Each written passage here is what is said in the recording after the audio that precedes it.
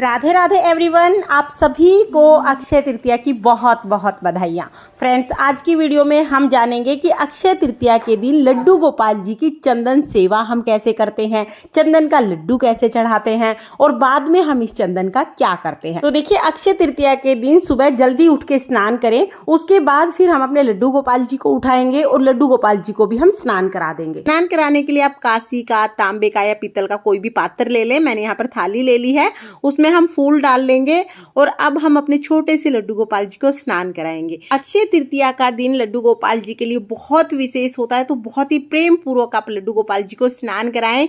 इस दिन भाग्य बिहारी जी के चरणों के दर्शन किए जाते हैं, चंदन सेवा प्रदान की जाती है।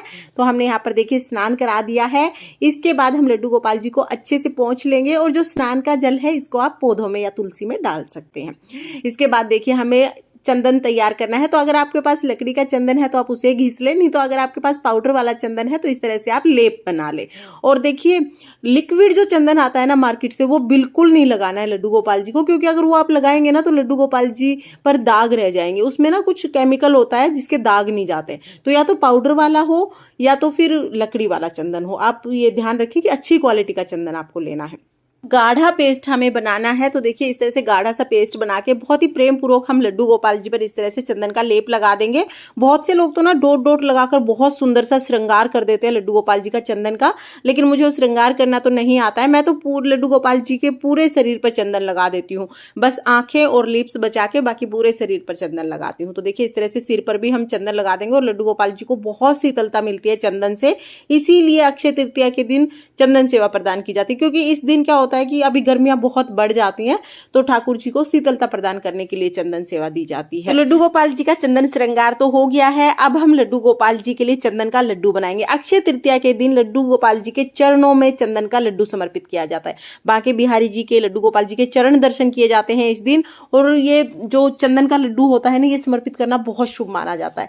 तो देखिए इस तरह से चंदन जो है पाउडर वाला, उसको आप घोल ले, थोड़ा सा पानी डालकर, बड़ा टाइट सा कैड़ा सा जैसे डो लगाते हैं ना, हम उस तरह से हमें बनाना है और फिर गोल गोल करके इसका हम लड्डू बना लेंगे। ज्यादा लिक्विड ना करें, नहीं तो लड्डू नहीं बनेगा। तो यहाँ पर देखिए चंदन का लड्डू बनके तैयार हो। अब हमें पूजा शुरू करनी है, तो पहले लड्डू गोपाल जी को हम स्थान पर विराजमान करेंगे। अब हमने लड्डू गोपाल जी के लिए आसन लगा लिया है, तो पीले रंग का वस्त्र बिछाकर लड्डू गोपाल जी के लिए आसन लगा लें, उस पर हम लड्डू गोपाल जी को विराजमान कर देंगे। इसके बाद हमने दिया जला लिया है।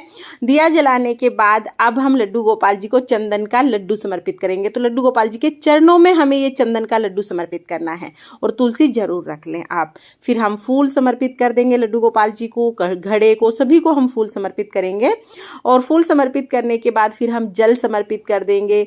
भोग में लड्डू गोपाल जी को हम ठंडे ठंडे फलों का भोग लगाएंगे। इस टाइम पर जो भी ऋतु फल आते हैं ना ठंडे, उनका भोग हम लड्डू गोपाल जी को इस दिन लगाएंगे। तो यहाँ पर देखिए आम, तरबूज, खरबूजा, इन सब का भोग आप लड्डू गोपाल जी को लगाएं और इन सब का दान भी करना बहुत महत्वपूर्ण होता है इस दिन। उसके बाद हम लड्डू गोपाल जी की आरती उतारेंगे। तो यहाँ पर हम बहुत ही प्रेम पूर्वक आरती करेंगे। आरती करने के बाद हाथ जोड़कर पूजा में रही कमियों के लिए क्षमा याचना करेंगे और अपनी मनोकामनाओं को पूर्ण करने के लिए प्रार्थना करेंगे। ऐसे हमारी पूजा पूर्ण हो जाएगी। पूजा के बाद देखिए लड्डू गोपाल जी का जब ये लेप सूख जाएगा ना, उसके बाद आप लड्डू गोपाल जी को स्नान करा सकते हैं। अभी आप सोच रहे होंगे कि जल से भरा हुआ घड़ा क्यों रखा है, तो देखिए अक्षय तृतीया के दिन जल से भरा हुआ घड़ा दान करने का बहुत महत्व होता है। ये घड़ा हम कैसे दान करते हैं, किसको दान करते हैं, इसका अलग से चैनल पर वीडियो आ चुका है, आप उस वीडियो को एक बार जरूर देखना। इस तरह से हम लड्डू गोपाल जी की सेवा करेंगे और जो भी भोग प्रसाद हमने लड्डू गोपाल जी को चढ़ाया है वो घर के सभी सदस्यों में प्रसाद के रूप में हम बांट देंगे। तो इस तरह से अक्षय तृतीया के दिन लड्डू गोपाल जी को चंदन सेवा प्रदान की जाती है। देखिए अक्षय तृतीया के दिन से लड्डू गोपाल जी की चंदन सेवा प्रारंभ हो जाती है। तो आप हो सके तो अक्षय तृतीया के दिन लड्डू गोपाल जी को पूरे शरीर पर चंदन का लेप लगाएं, लेकिन अगर किसी कारण से पूरे शरीर पर चंदन का लेप नहीं लगा पाते हैं तो आप लड्डू गोपाल जी के मस्तक पर और चरणों पर चंदन जरूर लगाइएगा। जो चंदन का लड्डू हमने लड्डू गोपाल जी को समर्पित किया है, इस चंदन के लड्डू से आप घर में सभी सदस्यों को तिलक लगा सकते हैं। बाद में इस चंदन के लड्डू से आप फेस पैक भी बना सकते हैं। तो इस चंदन के लड्डू को आप यूज कर लीजिएगा। फ्रेंड्स, हो सके तो अक्षय तृतीया के दिन आप अन्न जल का दान भी जरूर कीजिएगा, ताकि आपको किसी भी योनि में अन्न जल की कमी महसूस ना हो। इसके लिए अलग से वीडियो है, आप उसे एक बार जरूर देख लेना। जय श्री कृष्णा, राधे राधे।